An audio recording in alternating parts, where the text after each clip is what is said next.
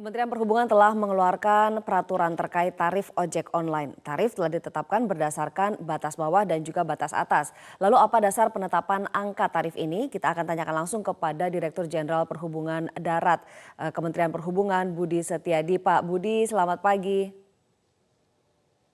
Selamat pagi, Mbak. Ya Pak Budi, tadi sudah dengar sama-sama bahwa dari mitra ojek daring ini ada yang setuju begitu, tapi sebetulnya ada yang kurang setuju, katanya angka ini relatif terlalu murah gitu. Mereka maunya sekali duduk itu 10.000 sampai 12.000. Sementara di sisi lain dari pelanggan gitu Pak, dari konsumen merasa ini terlalu mahal gitu, sekali duduk 8.000 karena biasanya yang berlaku saat ini itu bisa cuma bayar 4.000 atau 3.000 karena ada promo untuk jarak yang sama. Nah, ketemu di tengahnya itu dari mana Pak dapatnya? Baik, memang terima kasih, Mbak.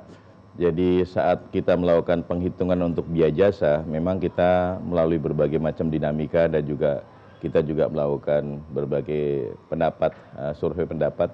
Kita juga berkonsultasi dengan beberapa pihak yang sangat terkait dengan bagaimana kita penentuan tarif.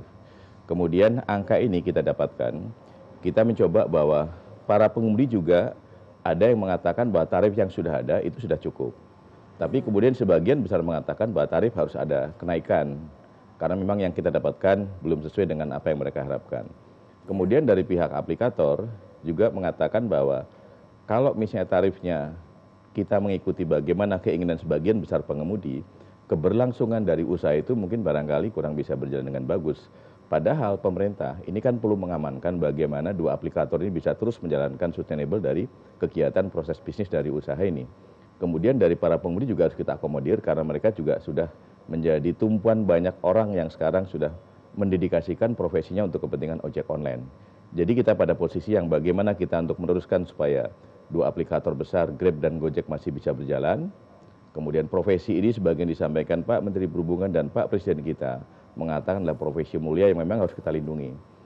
Nah kemudian dari pembahasan ini kita juga melibatkan YLKI, juga kita libatkan KPPU juga kita libatkan, dan juga beberapa pakar ekonomi transportasi juga kita minta pendapat. Bahkan ke Komisi 5 DPR pun saya lakukan untuk minta pendapat dan gagasan atau kemudian memberikan masukan kepada kita. Supaya minimal begitu kita penentuan biaya jasa ini, kita ada berada pada posisi yang mungkin bisa diterima oleh semua pihak. Kalaupun kemudian sampai dengan sekarang ada yang mengatakan mungkin terlampau tinggi atau terlampau rendah, kita sudah masukkan dalam klausul pasal di dalam surat keputusan menteri ini, yaitu setiap 3 bulan sekali nanti akan kita lakukan peninjauan. Tetapi sebelum kami lakukan peninjauan, memang kita harus ada semacam lembaga independen, lembaga survei independen, apakah tarif ini sudah sesuai. Kemudian kalau misalnya mungkin nanti hasilnya, rekomendasinya, seperti apa kita akan lakukan treatment bersama-sama. Demikian, Mbak. Baik, berarti langsung dievaluasi begitu ya Pak ya, meskipun ini sudah baru berlaku begitu. Ya, setelah tanggal 1 Mei kita berlakukan, 3 bulan berikutnya saya akan libatkan lembaga independen untuk melihat bagaimana perkembangan responnya, ekspektasi masyarakat bagaimana, pengemudi juga bagaimana, kemudian aplikator juga bagaimana. Untuk aplikator sendiri apakah sudah disosialisasikan Pak mengenai Permen Hub yang baru ini? Saya bahkan tidak melakukan sosialisasi saja kepada dua aplikator ini. Dari awal saya dikawal bersama-sama dengan dua aplikator, dikawal juga dengan para pengemudi untuk menentukan rumusan ini.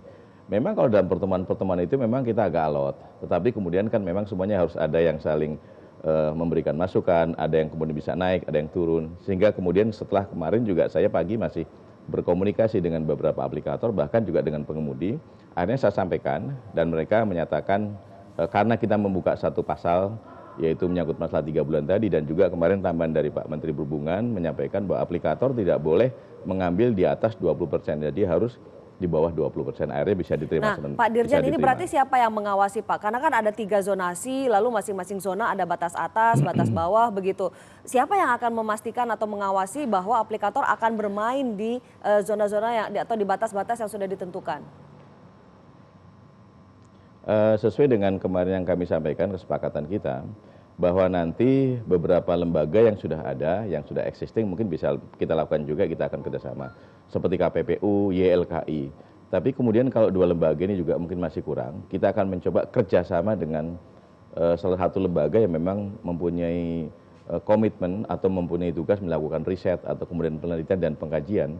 Dan lembaga independen ini nanti akan memberikan masukan kepada kita tentang bagaimana tarif ini bisa diterapkan oleh dua aplikator ini, dan kemudian nanti akan memberikan rekomendasi kepada kita untuk bagaimana dilakukan perbaikan-perbaikan kembali. Demikian. Baik, tapi Permenhub ini bukan berarti melegalkan ojek online sebagai angkutan umum yang pernah berlaku untuk taksi kan Pak ya, karena Undang-Undang Transportasi sendiri kan tidak berubah, Undang-Undang Nomor 22 tahun 2009. Ya, sebetulnya ini juga terkait dengan Peraturan Menteri Nomor 12 tahun 2019, bahwa di dalam Peraturan Menteri Nomor 12 itu kita tidak menggunakan judul adalah sepeda motor sebagai angkutan umum, tetapi dalam menyangkut masalah perlindungan keselamatan kepada para pengemudi. Jadi dalam Peraturan Menteri itu seperti itu, tetapi kemarin pada saat kami ketemu dengan Komisi 5 DPR, memang sudah ada rencana inisiatif untuk melakukan revisi Undang-Undang 22 datang dari DPR. Kemudian di dalam rencana revisi itu, kemarin saya juga mendengarkan bahwa untuk revisi Undang-Undang 22 tahun 2009 itu sudah menjadi prioritas nasional untuk prolegnas.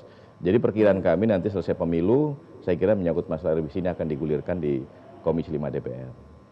Baik, apakah artinya dengan adanya Permenhub ini sudah bisa dilakukan pembinaan begitu Pak terhadap ojek online oleh misalnya oleh Ditjen Hubdar atau dinas-dinas di bawahnya begitu? Atau masih belum ada yang bisa melakukan pembinaan?